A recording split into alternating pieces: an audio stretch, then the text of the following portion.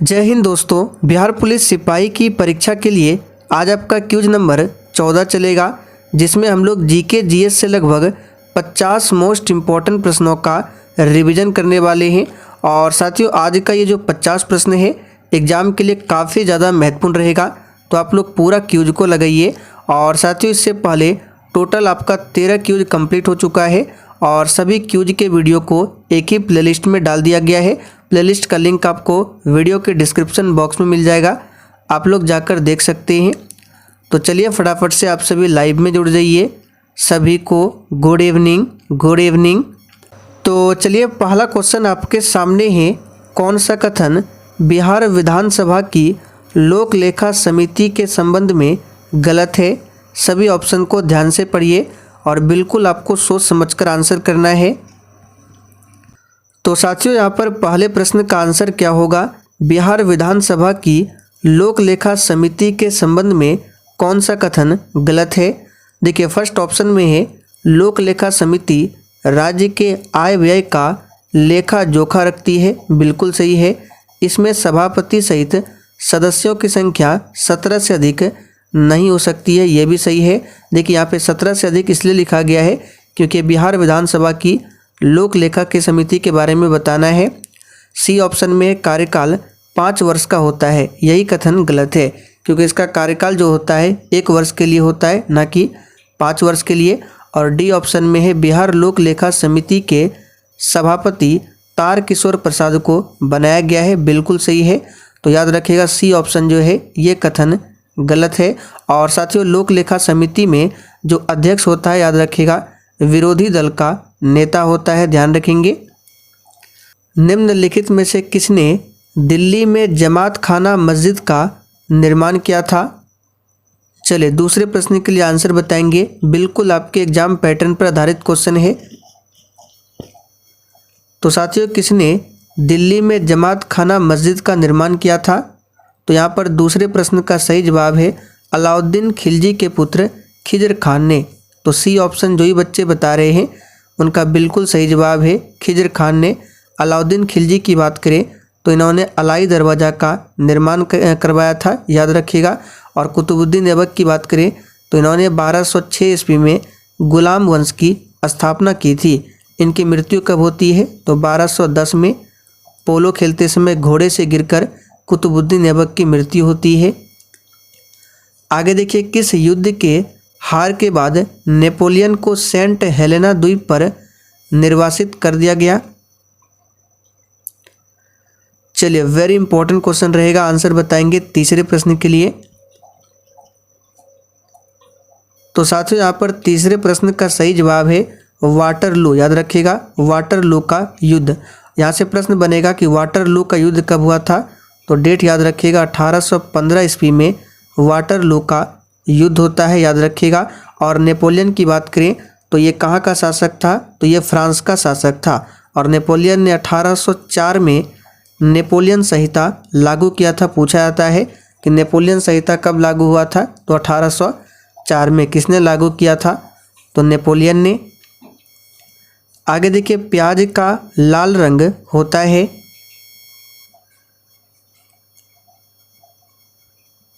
तो यहाँ पर चौथे प्रश्न का आंसर क्या होगा? प्याज का जो लाल रंग होता है वो किसके कारण होता है? तो याद कर लीजिए, एंथोसायनिन के कारण प्याज का रंग क्या होता है?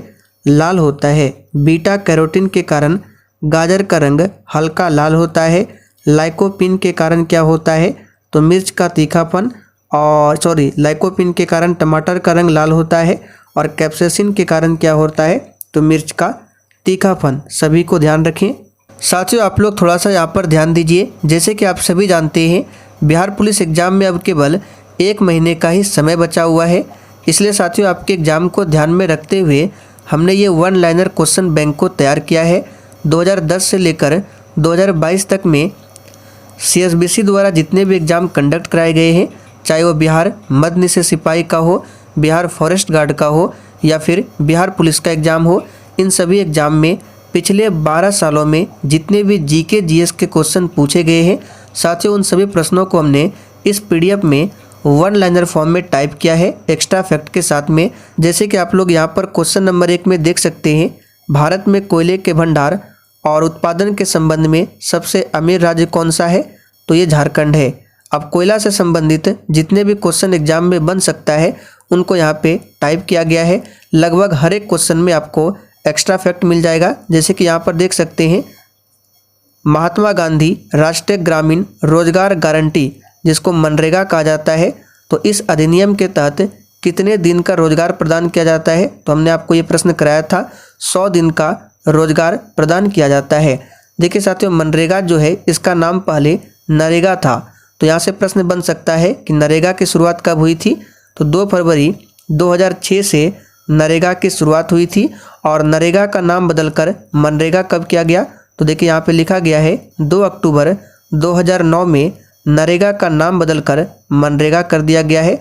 तो इस तरह से लगभग आपको हर एक क्वेश्चन में कुछ न कुछ एक्स्ट्रा फैक्ट मिल जाएगा। और इस पीडीएफ में क्वेश्चन की बात करें तो आपको दिखा देते हैं, यहाँ पे देख सकते हैं, आप लोग देख सकते हैं लगभग हर एक क्वेश्चन के साथ हमने 4 से 5 एक्स्ट्रा फैक्ट को शामिल किया है। और इसमें क्वेश्चन संख्या की बात करें तो देख सकते हैं इसमें टोटल 1100 प्लस क्वेश्चन है और सभी अगर एक्स्ट्रा फैक्ट को मिला लिया जाए तो 2000 प्लस क्वेश्चन आपको इसमें मिल जाएगा इस पीडीएफ में। और साथियों, हमने आपके लिए इसमें साथ में 500 एक्स्ट्रा क्वेश्चन को भी रखा है, आपको वो भी दिखा देते हैं। तो यहाँ पर आप लोग नीचे देख लीजिए, हमने जो इस पीडीएफ में एक्स्ट्रा क्वेश्चन को रखा है लगभग आपको 529 एक्स्ट्रा क्वेश्चन मिल जाएगा। तो साथियों, ये जो पीडीएफ है आपके एग्जाम के लिए काफ़ी ज़्यादा इम्पॉर्टेंट पीडीएफ है। इस पीडीएफ से आप लोग कम समय में भी सभी प्रीवियस ईयर क्वेश्चंस का बहुत ही अच्छे तरीके से रिवीजन कर सकते हैं और एग्ज़ाम में अच्छा खासा स्कोर कर सकते हैं। तो जाइए फटाफट से आप लोग प्ले स्टोर पर और सक्सेस वर्ल्ड एमसीक्यू का जो नया एप्लीकेशन आया है उसको डाउनलोड कर लीजिए, क्योंकि ये जो पीडीएफ है आपको उसी एप्लीकेशन पर मिलने वाला है। तो अभी ऑफ़र चल रहा है, तो फटाफट से आप लोग पीडीएफ को परचेज कर लीजिए। और एप्लीकेशन का नाम क्या है? तो सक्सेस वर्ल्ड एमसीक्यू, आपको लोगो भी दिख रहा होगा। तो प्ले स्टोर पर आप लोग जाकर सर्च कर लीजिए सक्सेस वर्ल्ड एमसीक्यू, या फिर मैं एप्लीकेशन का लिंक इसी वीडियो के नीचे डिस्क्रिप्शन बॉक्स में दे देता हूँ, आप लोग जाकर डाउनलोड कर सकते हैं। तो चलिए आगे बढ़ते हैं। India state of forest cover report 2021 के अनुसार भारत में भौगोलिक क्षेत्रफल का प्रतिशत किस राज्य में वनाच्छादित क्षेत्र द्वितीय अधिकतम है? तो यहाँ पर आपको रिपोर्ट 2021 के अनुसार बताना है वन का प्रतिशत सबसे अधिक किस राज्य में है। तो सबसे अधिक आप सभी जानते हैं किस राज्य में है? तो मिजोरम में। लेकिन यहाँ पे द्वितीय पूछा गया है, तो दूसरा राज्य कौन सा है? तो याद रखिएगा अरुणाचल प्रदेश। यहाँ पर बी ऑप्शन आपका सही जवाब है। लेकिन सबसे पहले स्थान पर कौन है परसेंटेज में? तो मिजोरम। और अगर क्षेत्रफल में पूछे सबसे आगे कौन है वन क्षेत्र में? तो मध्य प्रदेश। मध्य प्रदेश को टाइगर स्टेट के नाम से भी जाना जाता है। चलिए आगे देखिए, हमारे नाखून, बाल और त्वचा समान पदार्थ से बने होते हैं, यह एक प्रोटीन है जिसे कहते हैं। चलिए 6 के लिए आंसर कीजिए। और साथियों, ये जो वन लाइनर क्वेश्चन बैंक का पीडीएफ है, हम चाहते तो आपको ये पीडीएफ फ्री में भी दे सकते थे, बट फ्री चीज़ का ज़्यादा कोई वैल्यू नहीं देता है। अगर ये पीडीएफ हम आपको फ्री में देते तो बहुत सारे ऐसे स्टूडेंट हैं जो सिर्फ इस पीडीएफ को डाउनलोड करके मोबाइल में रख लेते, इससे उनका कोई भी फ़ायदा नहीं होने वाला था। इसलिए इस पीडीएफ को हमने पेड रखा है, जिसे आप लोग परचेज करके बिल्कुल ईमानदारी पूर्वक इस पीडीएफ से रिवीजन करेंगे। तो यहाँ पर छठे प्रश्न का आंसर क्या हो जाएगा? तो इसका सही जवाब है केराटिन, याद रखिएगा। आगे देखिए, जैव विविधता शब्द किसने दिया था? चलिए 7 के लिए फटाफट से आंसर बताएंगे। जैव विविधता शब्द को किसने दिया था? तो यहाँ पर 7 का आंसर क्या हो जाएगा? तो याद रखिएगा वाल्टर रोजन ने जैव विविधता शब्द को दिया था। जनगणना 2011 के अनुसार बिहार का न्यूनतम जनसंख्या वाला जिला कौन सा है? चलिए 8 के लिए आप सभी आंसर कीजिए। तो यहाँ पर 8 का आंसर क्या हो जाएगा? तो याद रखिएगा शेखपुरा, ध्यान रखना है शेखपुरा। और सबसे अधिक जनसंख्या पूछे किस जिला का है? तो याद रखिएगा पटना का। पूर्वी मध्य रेलवे का मुख्यालय कहाँ पर स्थित है? तो सिंपल क्वेश्चन है, इसे हमने आपको बहुत बार बताया है। हाजीपुर में पूर्वी मध्य रेलवे का मुख्यालय है। भारत दुर्दशा और अंधेर नगरी दोनों किसके नाटक हैं? चलिए 10 के लिए फटाफट से आंसर बताएंगे और उस पीडीएफ में आपको कुछ क्वेश्चन हिंदी व्याकरण से भी मिल जाएंगे। तो यहाँ पर 10 का आंसर क्या हो जाएगा? भारत दुर्दशा और अंधेर नगरी दोनों नाटक है, याद रखिएगा किसके। तो यहाँ पर 10 का आंसर क्या हो जाएगा? तो जो ही बच्चे ऑप्शन डी बता रहे बिल्कुल सही जवाब है, भारतेंदु हरिश्चंद्र के। आगे देखिए, क्राकाटोआ ज्वालामुखी कहाँ पाया जाता है? तो साथियों क्राकाटोआ ज्वालामुखी जो है याद रखिएगा इंडोनेशिया में पाया जाता है। इक्वाडोर में कौन सा है? तो कोटोपेक्सी ज्वालामुखी इक्वाडोर में है। और इटली की बात करें तो यहाँ पर है माउंट एटना, याद रखिएगा माउंट एटना हो गया, विसुवियस हो गया, और कौन कौन सा है? तो स्ट्राम्बोली। माउंट एटना, विसुवियस और स्ट्राम्बोली ये ज्वालामुखी इटली में है। और ऑस्ट्रेलिया की बात करें तो यहाँ पर ज्वालामुखी नहीं पाया जाता है। तो सही जवाब है इंडोनेशिया। कौन सा वेद धार्मिक अनुष्ठानों की पद्धतियों का उल्लेख करता है?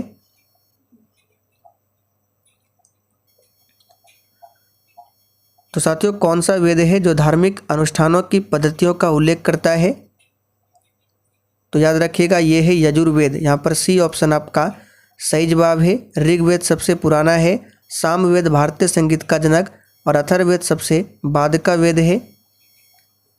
पादप कोशिका का कौन सा भाग इसे स्फीति, कठोरता और सुरक्षा प्रदान करता है? चलिए बिल्कुल सोच समझकर आंसर करना है और सेशन के लास्ट में आपको कमेंट करके अपना अपना स्कोर बताना है कि आपने कितने प्रश्नों के सही सही आंसर दिए। तो इसका सही जवाब हो जाएगा कोशिका रस से भरी रिक्तिकाएं। 74वां गणतंत्र दिवस परेड में किस राज्य की झांकी को प्रथम पुरस्कार मिला था? तो 74वां गणतंत्र दिवस जो है ये 2023 में मनाया गया है। और इस दिवस में परेड में किस राज्य की झांकी को? तो उत्तराखंड की झांकी को प्रथम पुरस्कार मिला। उस्ताद बिस्मिल्लाह खां को भारत रत्न से किस वर्ष सम्मानित किया गया? देखिए उस्ताद बिस्मिल्लाह खां जो है ये बिहार से संबंधित है, इसलिए प्रश्न इम्पोर्टेंट बन सकता है। तो याद रखिएगा इनको भारत रत्न से 2001 में सम्मानित किया गया। सरोज स्मृति शोक गीत किसने लिखा है? चलिए बिल्कुल टॉप लेवल का क्वेश्चन है, आंसर कीजिए। सरोज स्मृति शोक गीत को किसने लिखा है? तो यहाँ पर 16वें प्रश्न का सही जवाब होगा सूर्यकांत त्रिपाठी निराला ने, याद रखिएगा। उपर्युक्त शब्द का सही संधि विच्छेद क्या है? देखिए ये क्वेश्चन बार बार सीएसबीसी द्वारा पूछा जाता है, तो इसको याद कर लीजिए डायरेक्ट।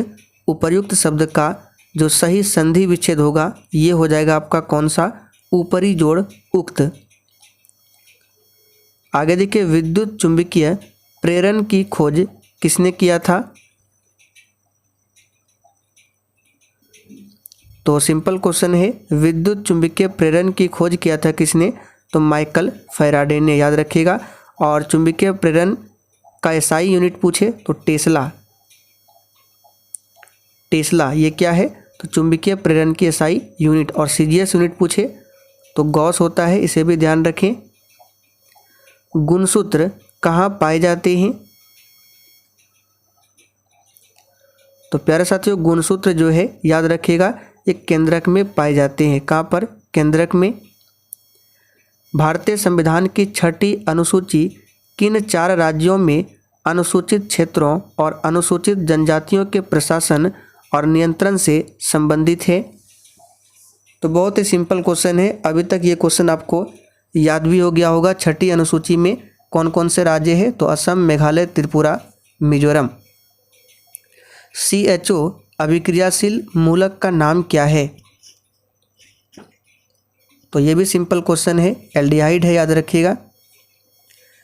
सेलम इस्पात संयंत्र किस राज्य में स्थित है? अब यहाँ से आपको 3 से 4 इस्पात संयंत्रों के नाम बताते हैं, याद कर लीजिए, एग्जाम के लिए इंपॉर्टेंट रहेगा। जैसे कि भिलाई पूछे कहाँ पर है? तो याद रखिएगा भिलाई इस्पात संयंत्र छत्तीसगढ़ में, नोट कर लीजिए। राउरकेला इस्पात संयंत्र पूछे उड़ीसा में, बोकारो स्टील इस्पात संयंत्र पूछे तो कहाँ पर है, झारखंड में, और दुर्गापुर इस्पात संयंत्र पूछे पश्चिम बंगाल में। तो सेलम पूछा गया, ये कहाँ हो जाएगा, तमिलनाडु में। घरों में विद्युत आपूर्ति की जाती है तो सिंपल क्वेश्चन है 120 वोल्ट प्रत्यावर्ती धारा, याद रखिएगा। आगे देखिए, कार्बन की संयोजकता क्या है, तो कार्बन का एटॉमिक नंबर पूछे तो ये 6 होता है और इसका इलेक्ट्रॉनिक विन्यास 2 4, तो ये क्या है, संयोजकता। तो बी ऑप्शन आपका सही जवाब है 4। विद्युत धारा का एसआई यूनिट क्या है, तो सिंपल क्वेश्चन है, विद्युत धारा का एसआई यूनिट क्या होता है, तो आप सभी जानते हैं एम्पियर होता है। ओम प्रतिरोध का है, वाट किसका होता है, शक्ति का होता है। टार्टरिक अम्ल मुक्त अम्ल के रूप में किसमें होता है, तो टार्टरिक अम्ल जो होता है इमली में होता है। दूध में कौन सा होता है, लैक्टिक अम्ल होता है। सेब में मैलिक अम्ल होता है। नींबू में सिट्रिक अम्ल होता है। हिंदू महासभा के संस्थापक कौन थे, चलिए अच्छा क्वेश्चन है, आंसर कीजिए। हिंदू महासभा के संस्थापक कौन थे, तो हिंदू महासभा की स्थापना जो है 1915 में किया गया था। किसके द्वारा, तो पंडित मदन मोहन मालवीय के द्वारा, और इन्होंने बीएचयू की भी स्थापना की थी, यानी बनारस हिंदू यूनिवर्सिटी। दोनों को ध्यान रखें। नमक का पीएच मान कितना होता है, तो सिंपल क्वेश्चन है, नमक शुद्ध जल, इसका पीएच मान 7 होता है, और जिस विलयन का पीएच मान 7 होता है वो उदासीन होता है। विद्युत धारा उत्पन्न करने के यंत्र को क्या कहते हैं, तो साथियों विद्युत धारा उत्पन्न करने के यंत्र को डायनेमो यानी जनरेटर कहा जाता है। यहाँ पर पहला ऑप्शन आपका सही जवाब है। और जनित्र जो है यांत्रिक ऊर्जा को विद्युत ऊर्जा में बदलता है, जबकि मोटर विद्युत ऊर्जा को यांत्रिक ऊर्जा में। प्रधानमंत्री लाल बहादुर शास्त्री ने किस समझौते पर हस्ताक्षर किया था, तो यहाँ पर 31 का सही जवाब हो जाएगा ताशकंद समझौता पर। किस पर, तो ताशकंद समझौता पर। और ताशकंद समझौता कब हुआ था, तो 1966 में। शिमला समझौता पूछा जाता है 1972 में हुआ था। सिंधु नदी समझौता 1960 में हुआ था। आगे देखिए, भारत के नियंत्रक व महालेखा परीक्षक की नियुक्ति कौन करता है, तो सिंपल क्वेश्चन है, राष्ट्रपति करते हैं। और वर्तमान में भारत के नियंत्रक एवं महालेखा परीक्षक कौन है, तो गिरीश चंद्र मुर्मू। और भारत के वर्तमान में महान्यायवादी कौन है, यानी अटॉर्नी जनरल ऑफ इंडिया, तो याद रखिएगा आर वेंकटरमनी। मीथेन में हाइड्रोजन तथा कार्बन की परमाणु संख्याओं का अनुपात कितना है, तो मीथेन का फॉर्मूला होता है CH4। तो इसमें पूछा गया हाइड्रोजन तथा कार्बन परमाणु संख्याओं का अनुपात, तो हाइड्रोजन और कार्बन, तो बोलिए हाइड्रोजन का परमाणु क्रमांक कितना होता है, 1 होता है, और हाइड्रोजन कितना है 4, तो 1 गुना 4। उसी प्रकार कार्बन की बात करें तो कार्बन का परमाणु क्रमांक कितना होता है, तो 6 होता है। तो अब इसका क्या करना, अनुपात निकालना है, तो 4 गुना 1 4 अनुपात 6, तो 2 3, यानी 2:3 आएगा। ऑप्शन सही कर लेंगे, आंसर क्या होगा 2:3। मीथेन को मार्स गैस भी कहा जाता है। एनसीबी का पूरा नाम क्या है, और साथियों कल से आपका रात 8:30 बजे की जो क्लास था वो भी स्टार्ट हो जाएगा। इसमें हम लोग एडिटोरिया बुक से प्रैक्टिस करेंगे। तो एनसीबी का पूरा नाम क्या है, तो यहाँ पर 34 का सही जवाब हो जाएगा option C, narcotics control bureau. भारत में जीएसटी कितने अंकों का होता है, तो साथियों भारत में जीएसटी जो है ये 15 अंकों का होता है। और जीएसटी भारत में कब लागू हुआ था, 1 जुलाई 2017 को। सबसे पहले जीएसटी कहाँ पर लागू हुआ था, किस देश में, तो फ्रांस में। भक्तमाल रचना किस कवि द्वारा लिखित है, चलिए इस प्रश्न पर आप सभी स्टार मार्क कर लीजिए, इम्पोर्टेंट क्वेश्चन है। तो साथियों भक्तमाल रचना जो है ये नाभा दास के द्वारा लिखित है। यहाँ पर डी ऑप्शन आपका सही जवाब है। पूर्वोत्तर भारत के 7 बहनों में कौन सा राज्य शामिल नहीं है? तो देखिए 7 बहनों में कौन राज्य शामिल नहीं है? तो 7 सिस्टर में कौन कौन से राज्य आते हैं? अरुणाचल प्रदेश आता है, असम आता है, मणिपुर आता है, मेघालय आता है, मिजोरम आता है, त्रिपुरा आता है। तो 7 पुर गया कौन कौन सा? अरुणाचल प्रदेश, असम, मणिपुर, मेघालय, मिजोरम, नागालैंड और त्रिपुरा। इसमें सिक्किम नहीं आता है। इनमें से कौन सी चंद्रधर शर्मा गुलेरी की रचना नहीं है? तो यहाँ पर 38 का आंसर हो जाएगा प्रेम पथिक। ये जो है जयशंकर प्रसाद की रचना है। बाकी उसने कहा था बुद्धू का कांटा, the Jaipur observatory and billiards, ये सभी जो है चंद्रधर शर्मा गुलेरी की रचना है, जबकि प्रेम पथिक जो है जयशंकर की रचना है। वायुमंडल की कौन सी परत का उपयोग दूर संचार के लिए किया जाता है? तो सिंपल क्वेश्चन है, आयन मंडल का किया जाता है। क्षोभ मंडल वायुमंडल की पहली परत है।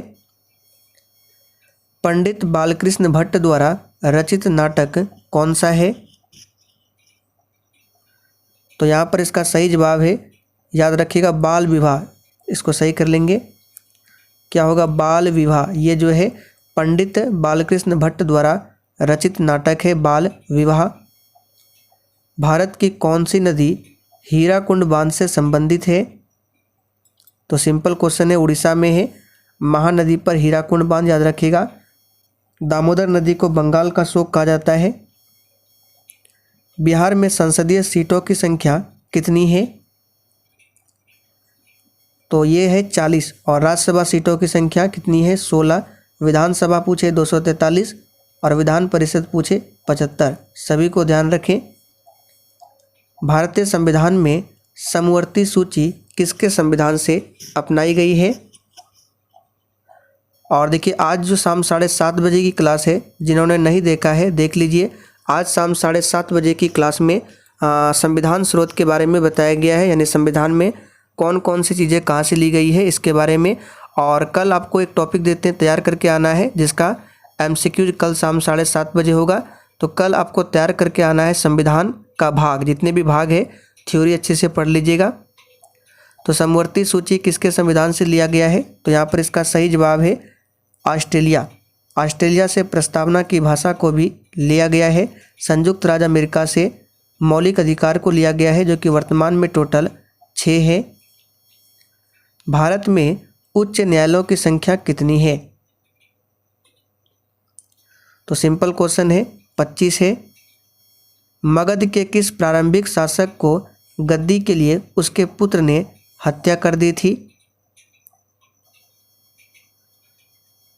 तो यहाँ पर इसका सही जवाब है बिंबिसार। बिंबिसार की हत्या किया था इसके पुत्र अजातशत्रु ने। किसने किया था?